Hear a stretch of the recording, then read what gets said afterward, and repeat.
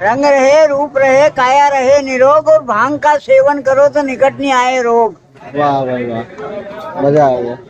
इसी बात से खुश हो गए, हम एक गिलास और बनवा रहे हैं।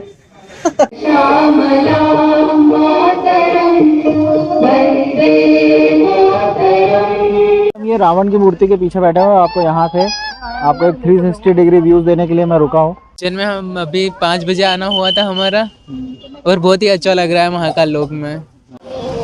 हेलो दोस्तों, welcome back to our channel Sanatan blogs. तो आई होप आपको अंश के बर्थडे का ब्लॉग काफ़ी अच्छा लगा होगा। तो अभी हम जा रहे हैं, वो मेन अट्रैक्शन अब दर्शन के जो बाद है वो है यहाँ का कॉरिडोर। तो उस कॉरिडोर को कहते हैं कि लाइट में ये काफ़ी अच्छा दिखता है, और इसकी लाइटिंग में एक अलग तरीके से कहना चाहिए कि ब्यूटी दिखती है। तो उस चीज़ को अब हम एक्सप्लोर करने जा रहे हैं, और इस पूरे ब्लॉग को आप ध्यान से देखिएगा, क्योंकि हम पूरे ब्लॉग में इस पूरे कॉरिडोर को कवर करके आपको सारी जानकारी देने की कोशिश करेंगे। अगर कुछ भूल चूक से रह जाए तो प्लीज़ उसे माफ़ करिएगा, बट हम कोशिश करेंगे कि हम ज़्यादा से ज़्यादा चीज़ें कवर कर लें। तो चलिए अब इस ब्लॉग को शुरू करते हैं बिना देर किए।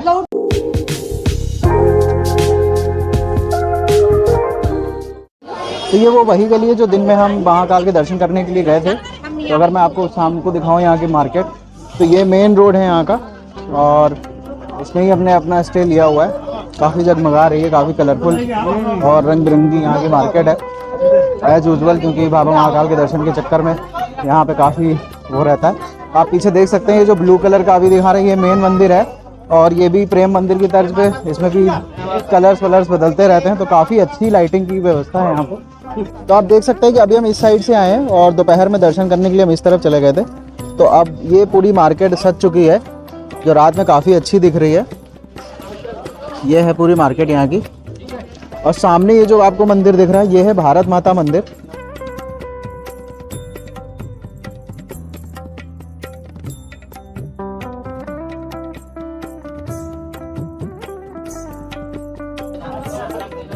और शायद ये लोग आगे चलते जा रहे हैं, मुझे आइडिया नहीं है, बट ये कॉरिडोर का एंट्री भी यहीं से है। तो सबसे पहले आपको भारत माता मंदिर दूर से दिखाते हैं ये कैसा दिख रहा है।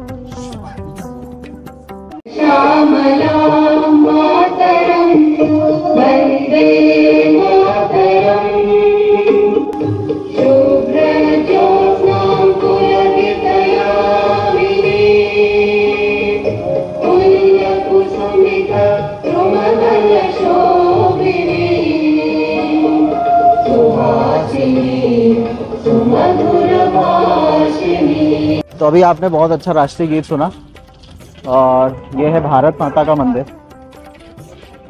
यहाँ पे भारत का नक्शा पूरा ड्राफ्ट किया हुआ है और पूरा दिखाया गया है।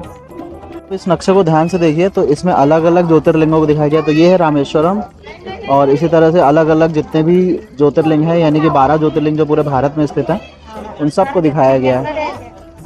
जैसे कि आप देख सकते हो जितने भी शिव मंदिर, ये काठमांडू दिखाया गया है, इसके आगे ये गंगोत्री है, और ये है हमारे काशी विश्वनाथ बाबा, ये जो दिख रहे हैं। और सॉरी, ये जो चमकता हुआ दिख रहा है ये है हमारे बाबा महाकाल, जहाँ पे हम इस समय खड़े हुए हैं। तो काफ़ी भव्य और बहुत ही अच्छा दिखाया हुआ है। तो चलिए अब भारत माता के दर्शन कराते हैं आपको।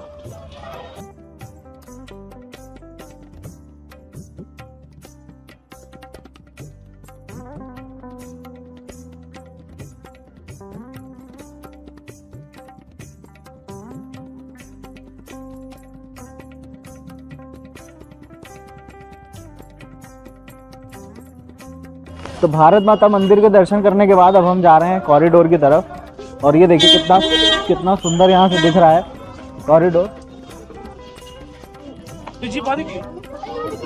तो सबसे पहला अट्रैक्शन हम देख रहे हैं, ये है भगवान शंकर जी की दिव्य मूर्ति। चलिए इसको मैं पास से दिखाता हूँ। बहुत बड़ी मूर्ति है ये, इसका साइज़ का अंदाज़ा अभी नहीं लग रहा होगा, ये इस वीडियो में इतनी सी लग रही है, लेकिन ये बहुत बड़ी मूर्ति है।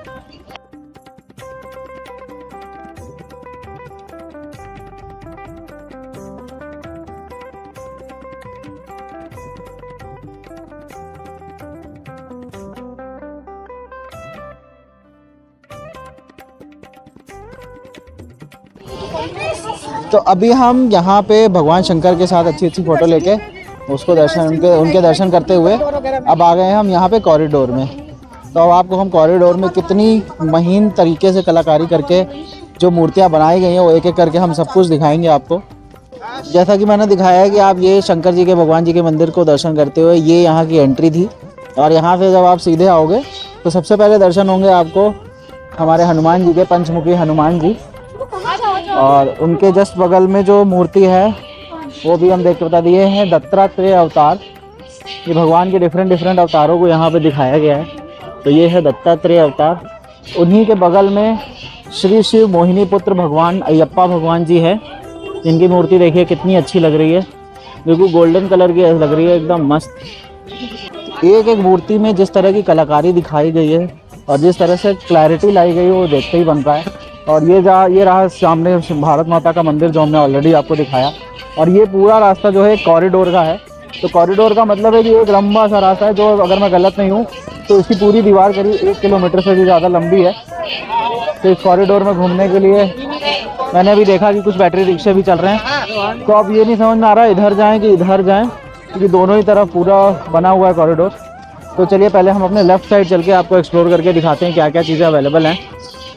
जैसा कि मैंने बताया कि ये जो ई रिक्शा चल रहा है, तो इस तरह के बैटरी रिक्शा काफ़ी चल रहे हैं जिनको ज़्यादा चलने में प्रॉब्लम है, तो उनके लिए भी है। और ये है शायद फ्री ऑफ कॉस्ट। ये जैसा कि मैंने दिखाया भगवान शिव का नीलकंठ रूप दिखाया जा रहा है। इसमें भगवान सागर मंथन के बाद जो विष निकला था उसको उन्होंने पूरा हलाहल पी लिया था, तो ये उसी झांकी को दिखाया गया है।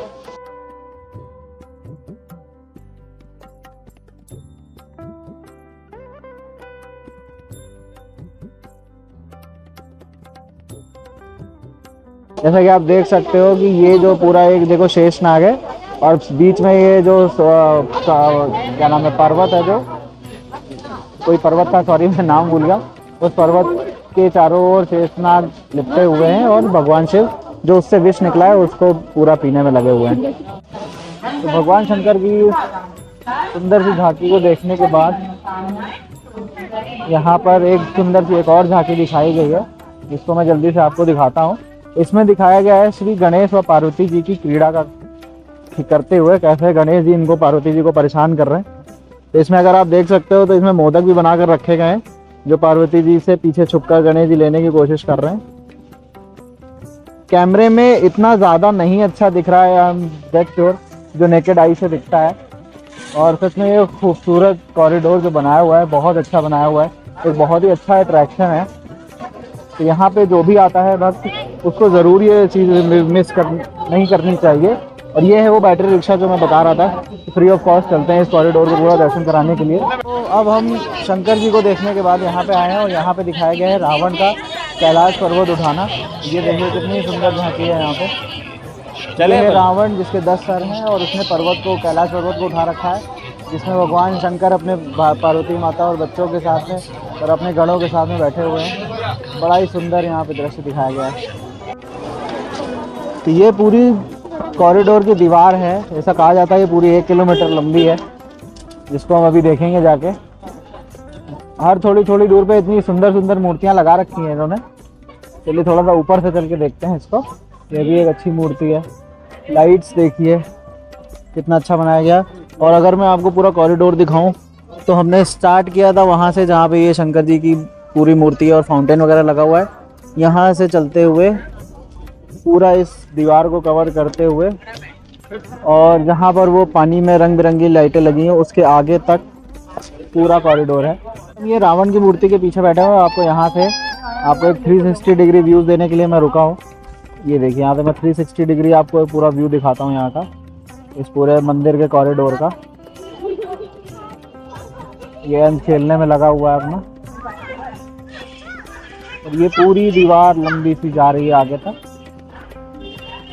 और सारी मूर्तियाँ लगी हुई हैं, जिसको भी हम आगे जाके भी दिखाएंगे। और ये यहाँ पे आके ख़त्म होता है कॉरिडोर पूरा। ये काफ़ी सुंदर सब बना हुआ है। स्पेशली ये जो आपको लाइटिंग दिख रही है ये वाली बहुत ही अच्छी दिख रही है। कैमरे में इतने ज़्यादा लाइट्स का इफेक्ट नहीं समझ में आ रहा है, बट आप देख सकते हैं पानी में जो इसका रिफ्लेक्शन दिख रहा है तो कैमरे में वो बहुत अच्छा दिख रहा है देखने में।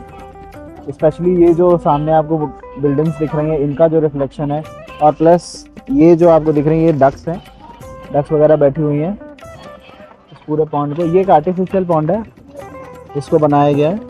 व्लॉग बनाते समय हमें भैया मिले, काफ़ी इंटरेस्ट दिखाया हमारे व्लॉग में, तो हम इनको भी कैप्चर करते हैं अपने व्लॉग में। तो भैया कहाँ से आए आप? रतलाम से आए और ये जयपुर से हैं। अच्छा, तो आप जयपुर यहाँ उज्जैन घूमने आए हैं? जी, अच्छा, उज्जैन में कब आए आप? उज्जैन में हम अभी 5 बजे आना हुआ था हमारा, और बहुत ही अच्छा लग रहा है महाकाल लोक में।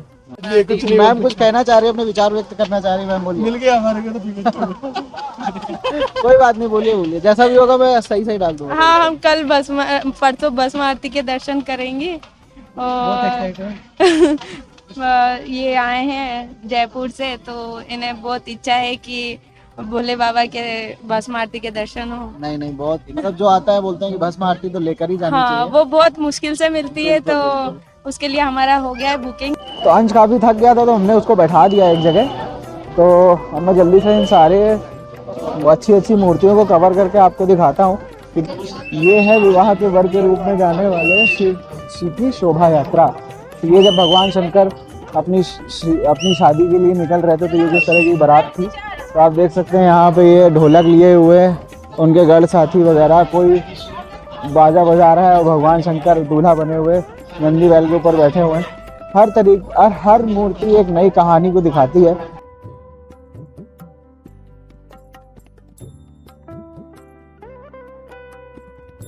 ये है चंद्रशेखर महादेव। आप देख सकते हैं कि भगवान के सर पे चंद्रमा को सुशोभित किया जा रहा है। तो ये बहुत ही अच्छी मूर्ति दिख रही है। ये मूर्ति दिखा रही है विवाह प्रसंग में शिव लीला का शिव स्वरूप। देखिए कितनी सुंदर मूर्ति है। फिर से मैं बार बार ये शब्द रिपीट कर रहा हूँ, कितनी सुंदर, क्योंकि हर बार एक मूर्ति को देखने से ही सच में यही लग रहा है कि कितनी सुंदर मूर्तियाँ हैं। ये है श्री काल भैरव जी की मूर्ति। ये देखिए कितनी सुंदर मूर्ति है, कितने सच में भव्य है, और भगवान सच में काल भैरव ही लग रहे हैं। इसमें फेशियल एक्सप्रेशन है, उस पर बहुत ही ध्यान दिया गया है, बड़ा ही बारीकी से काम किया गया है इस पर। यह है शिव द्वारा यम संहार। तो यम का संहार भगवान शिव शंकर ने किया था। तो ये मूर्ति उस लीला को दिखा रही है। देखिए कितनी छटा अच्छी लग रही है। भगवान शिवलिंग भी है, यम भी है अपने सवारी के साथ में, अपनी सवारी भैंसे के साथ में। यह शिव द्वारा यम का संहार जब किया गया, तो ये मूर्ति उसको दर्शा रही है। और हमारे साथ साथ ये कॉरिडोर की जो दीवार है वो चलती ही चली जा रही है। बहुत ही सुंदर इसमें भी नक्काशियाँ करी गई हैं। भगवान शिव के अलग अलग स्वरूपों को बहुत अच्छे से पिरोया गया है, और हर मूर्ति और हर दीवार पे एक नया दृश्य देखने को मिल रहा है। भगवान के अलग अलग रूप देखने को मिल रहे हैं। और सिमिलरली यहाँ पर भी आप देखिए तो कितना सुंदर सब बनाया हुआ है। तो ये भी एक एंट्री गेट है जहाँ से हम नहीं आए हैं। तो हम मिडिल वाले एंट्री गेट से एंट्री किए थे इस कॉरिडोर में। और अभी ये पूरा सिर्फ 1 से 1.5 किलोमीटर का सिर्फ लेफ्ट साइड का कॉरिडोर की आप दीवार देख सकते हो। तो अभी हम चलते हैं ज़रा राइट हैंड साइड पे, और आपको दिखाते हैं कि कौन कौन सी मूर्तियां हैं यहाँ पे। अभी मैं जिस एरिया में आया हूँ वहाँ पे आप देख सकते हैं कि भगवान भोलेनाथ की एक बड़ा सा टावर बना हुआ है जिस पे ओम लिखा हुआ है, और इसके चारों तरफ अलग अलग ऋषि मुनि जो बैठकर तपस्या कर रहे हैं उनके बारे में लिखा हुआ है। तो अलग अलग ऋषि मुनि की मूर्ति रखी हुई है, और हर ऋषि मुनि के बारे में एक नई चीज़ लिखी हुई है। ये देखिए। तो अगर मैं जल्दी से आपको क्विकली इस टावर के चारों तरफ का दृश्य दिखाऊं, तो इस टावर के चारों तरफ कुल मिलाकर पूरे 7 ऋषि जो है भगवान की आराधना करने में विलीन है। तो ये 7 ऋषि का पूरा दृश्य बनाया गया है, जिसमें आप देख सकते हैं 7 ऋषि भगवान भोलेनाथ के इस टावर के चारों तरफ बैठकर भगवान की आराधना में विलीन है। देखते देखते देखिए मैं कहाँ पे आ चुका हूँ, और कितना सुंदर ये दृश्य दिख रहा है, जहाँ पे भगवान भोलेनाथ बीच में बैठे हुए हैं, उनके चारों तरफ फाउंटेन दिख रहा है। बहुत ही सुंदर है यहाँ का दृश्य। और ये चीज़ें सिर्फ लाइटिंग में ही आपको देखने को मिलेंगी। दिन में भी हालांकि बहुत ही सुंदर दिखता होगा, I am sure, but lighting में जो इसकी कहना चाहिए जो ग्लो आ रहा है इस पर्टिकुलर चीज़ का, वो बिल्कुल ही एक्सप्लेन ना करने लायक है। मैं बिल्कुल भी शब्दों में उस चीज़ को एक्सप्लेन नहीं कर पा रहा हूँ। भगवान शंकर की मूर्ति को देखने के बाद मैं आपको दिखाता हूँ जो मैं पीछे से ये जो 7 ऋषियों का मैंने आपको दिखाया है, ये 7 ऋषि बैठकर भगवान की तपस्या आराधना कर रहे हैं। और एक बहुत अच्छी चीज़ मैंने यहाँ पे ऑब्जर्व करी कि हर कोई जो कि यहाँ कॉरिडोर के दर्शन कर रहा है, हर कोई हर अलग अलग प्रतिमा के बारे में और उनकी जुड़ी हुई जितनी भी रिलेटेड कहानियाँ हैं उनके बारे में ही डिस्कस कर रहा है कि ये दृश्य कब दिखाया गया या पुराणों में इसके बारे में क्या लिखा हुआ है। तो ये बहुत अच्छा देखने में लग रहा है कि लोग एटलीस्ट इन माध्यमों से अपने रूट्स से रूबरू तो होंगे। जो हमारी ये पुरानी कल्चरल संपत्ति है उसको लोग जानेंगे कि इतना पुराना जो भारत का इतिहास है जिसमें गुरु शिष्य और भगवान शंकर और इनफैक्ट सारे ही भगवानों का क्या महत्व है, किस लीला को कब करा गया, उसका क्या पीछे का राज था, ये सब जानने की कोशिश करते हैं। और यूथ तक ये मैसेज पहुंचाने के लिए आई थिंक इस तरह के अट्रैक्शंस बनाना बहुत ज़रूरी है। तो मैं सच में बहुत ही अमेज्ड हूँ क्योंकि मैं पहली बार विजिट कर रहा हूँ, इसलिए मैं इतनी तारीफ़ें कर रहा हूँ। तो आप देखिए, मैंने अभी पीछे साइड से आपको दिखाया था वो भारत माता मंदिर में के पास से, और मैं काफ़ी दूर तक चलते हुए आ चुका हूँ। बहुत बड़ा कॉरिडोर है ये।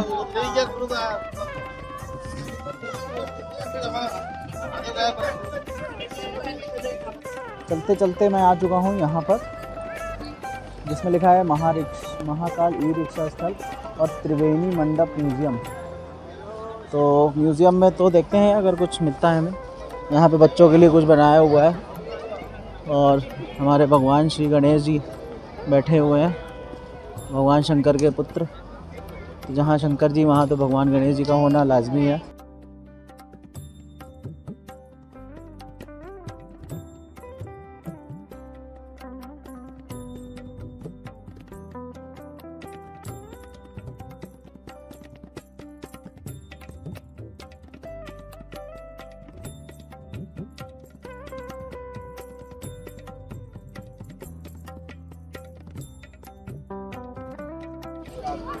ये देखिए, ये है त्रिपुरासुर के संहार की पूरी झांकी। इसके बारे में मैं दिखाता हूँ आपको ये क्या है, इसका महत्व। इसको आप धीरे से स्लो मोशन में करके आप पढ़ सकते हो। थोड़ा रिफ्लेक्शन आ रहा है लाइट्स का, उसके लिए मैं माफ़ी चाहता हूँ। मैं अपना पूरा बेस्ट कर रहा हूँ कि मैं आपको पूरी चीज़ें इसको पढ़ा दूँ।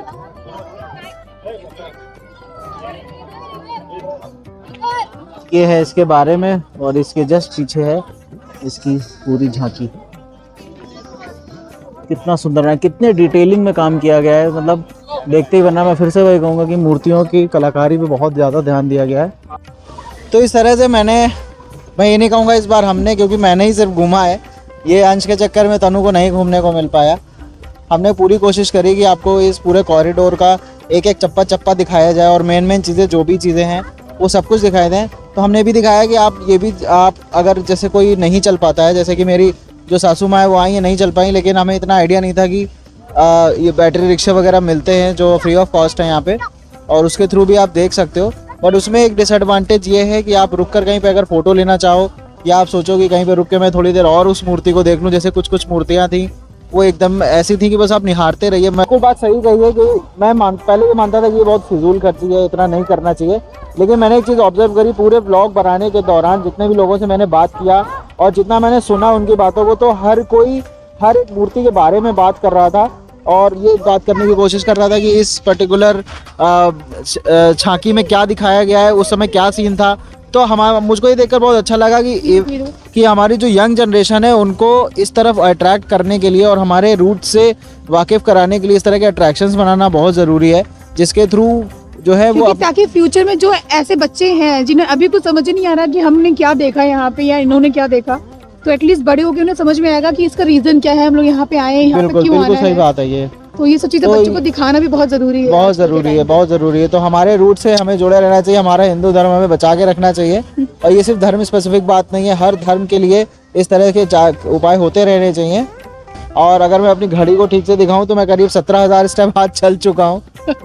तो इस पूरे कॉरिडोर को कवर करने के लिए सच में मतलब आप ठीक से खा पी के घी खूब आइए अगर आपको पैदल चल के कवर करना है।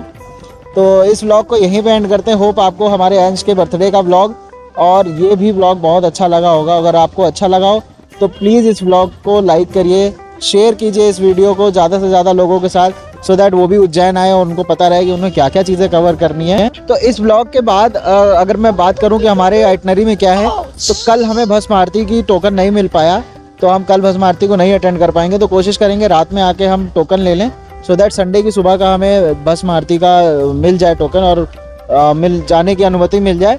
लेकिन और कल के दिन को हम इस तरह से व्यतीत करना चाह रहे हैं कि हम ओमकारेश्वर महादेव के दर्शन करने के लिए जाएंगे यहाँ से, जो हार्डली 150 किलोमीटर है। तो उस पूरे दिन को हम यूटिलाइज करेंगे कल को ओमकारेश्वर महादेव को, और जो हमारा नेक्स्ट व्लॉग है वो ओमकारेश्वर महादेव पे होने वाला है। तो प्लीज़ हमारे इस पूरी जर्नी को और इस पूरी सीरीज़ को मिस मत करिएगा एक भी व्लॉग, क्योंकि हमने इस बार बहुत कोशिश करी कि अपने अंश के बर्थडे के साथ साथ भगवान के दर्शन भी किए जाएँ और भगवान महाकाल का आशीर्वाद लिया जाए। तो बहुत ज़्यादा बातचीत करते हुए चलिए अब इस ब्लॉग को यहीं पे एंड करते हैं। और जैसा कि मैं बता चुका हूँ, आपको पता है क्या करना है, इस वीडियो को लाइक करना है, शेयर करना है और कमेंट में जय महाकाल ज़रूर लिखना है। और महाकाल जो भक्त आना चाहते हैं बिल्कुल कमेंट करिए कि जय महाकाल, और भगवान सबके पास अपनी कृपा बनाए रखे। तो इसी के साथ हम इस ब्लॉग को एंड करते हैं, और इस ब्लॉग को एंड करेगा अंश। रुकिए अंश, बोलो प्लीज। पापा रुको। हाँ, अभी please like please like share subscribe.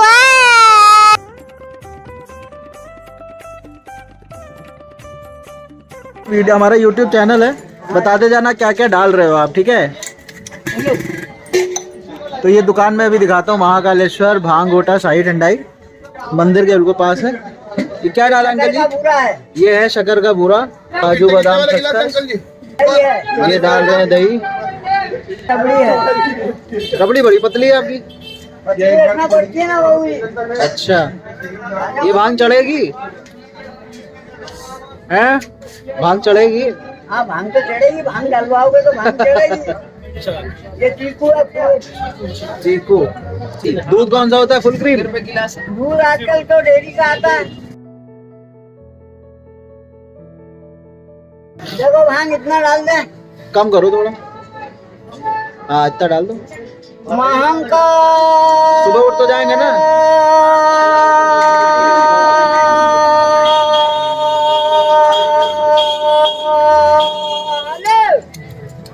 हर हर महादेव, महाकालेश्वर भगवान की जय हो।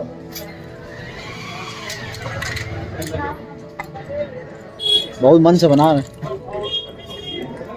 ये केसर है, केसर, और ये गुलाब जल।